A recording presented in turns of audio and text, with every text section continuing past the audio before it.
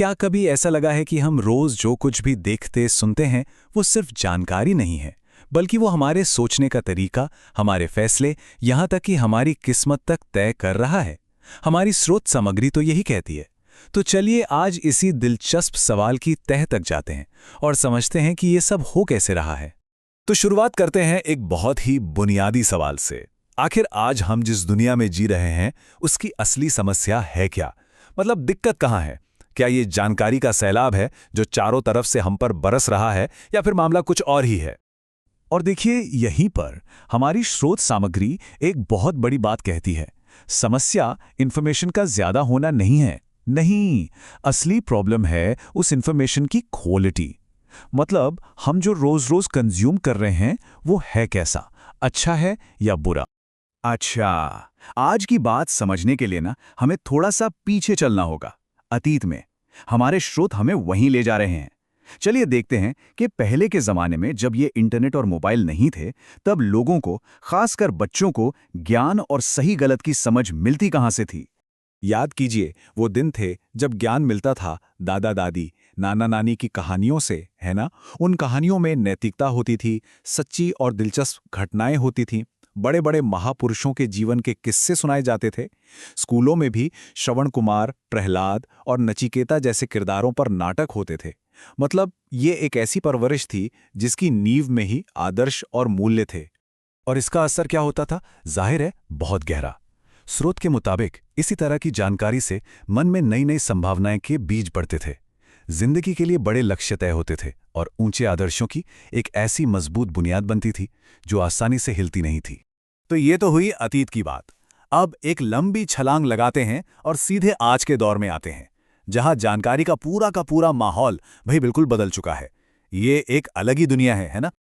आज देखिए, जानकारी कहाँ नहीं है।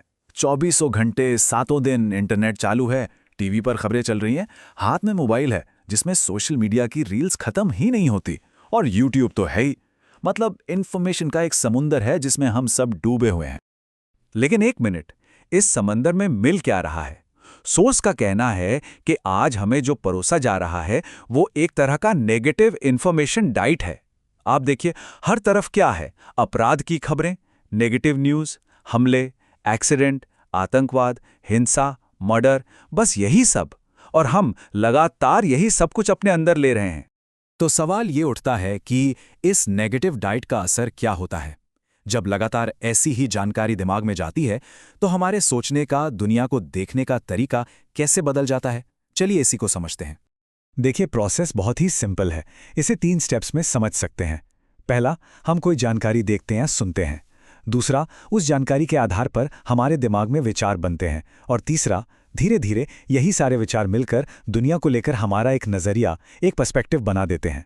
तो सोचिए, अगर इनपुट ही लगातार नेगेटिव हो, मतलब जो जानकारी अंदर जा रही है वो ही नकारात्मक हो, तो विचार कैसे बनेंगे? सोच के मुताबिक हमारे मन में धीरे धीरे ऐसी बातें घर करने लगती हैं कि अरे, आजकल तो लोग बहुत खराब हो गए हैं, या परिवारों में तो बस समस्याएं ही समस्याएं हैं, पूरा समाज ही शोषक बन गया है, सिस्टम तो पूरी तरह से टूट चुका है, और अंत में ये दुनिया रहने के लिए एक बहुत बुरी जगह बन गई है। और इन सब विचारों का नतीजा एक ऐसी मानसिकता जन्म लेती है जो पूरी तरह से बस पैसा पैसा और बिजनेस बिजनेस करती है, जहां मेन मकसद सिर्फ और सिर्फ प्रॉफिट कमाना बन जाता है। फिर चाहे उसकी कीमत कोई इंसान चुकाए या ये पूरी दुनिया, कोई फर्क नहीं पड़ता। लेकिन रुकिए, ये सब सिखा कौन रहा है? मतलब माँ बाप तो अपने बच्चों को अच्छी बातें ही सिखाते हैं, है ना? पर सोर्स कहता है कि असली सीख अब घर में नहीं, बल्कि घर के बाहर से मिल रही है। कहाँ से? इंटरनेट से, सोशल मीडिया से, और इन जगहों पर माँ बाप का कंट्रोल, उनका असर लगातार कम होता जा रहा है। अब हम पहुंचते हैं इस विश्लेषण के सबसे, कह सकते हैं, चौंकाने वाले हिस्से पर। हमारी स्रोत सामग्री यहां एक बहुत बड़ा दावा करती है। उनका मानना है कि ये जो कुछ भी हो रहा है, इसके पीछे एक बहुत बड़ी वजह है। तो सवाल फिर वही है कि आखिर ये सब हो क्यों रहा है? कौन है इसके पीछे? क्यों हमारी इंफॉर्मेशन की दुनिया इतनी नेगेटिव हो गई है? और यहीं पर सोर्स एक ऐसा दावा करता है जो सुनने में शायद यकीन ना हो। वो कहते हैं कि ये सब अचानक नहीं हो रहा, ये कोई एक्सीडेंट नहीं है, बल्कि ये एक अंतरराष्ट्रीय रैकेट है, एक सोची समझी साजिश जो आज़ादी से भी पहले से चल रही है। और अपने इस दावे को मजबूत करने के लिए सोर्स एक उदाहरण देता है, हमारी शिक्षा प्रणाली का। उनका तर्क ये है कि भारत की जो पारंपरिक गुरुकुल व्यवस्था थी, उसे अंग्रेज़ों ने यूं ही खत्म नहीं किया, उसे जानबूझकर नष्ट किया गया ताकि आने वाली पीढ़ियों की सोच को ही जड़ से बदला जा सके। तो आखिर में ये पूरा विश्लेषण हमें एक बहुत ही ज़रूरी सवाल के साथ छोड़ जाता है, क्या वाकई हम वही बन रहे हैं जो हम देख रहे हैं? क्या ये रील्स, ये खबरें, ये वीडियोस हमारी पहचान, हमारे आदर्श और यहाँ तक कि हमारी किस्मत लिख रहे हैं? सोचने वाली बात है ना?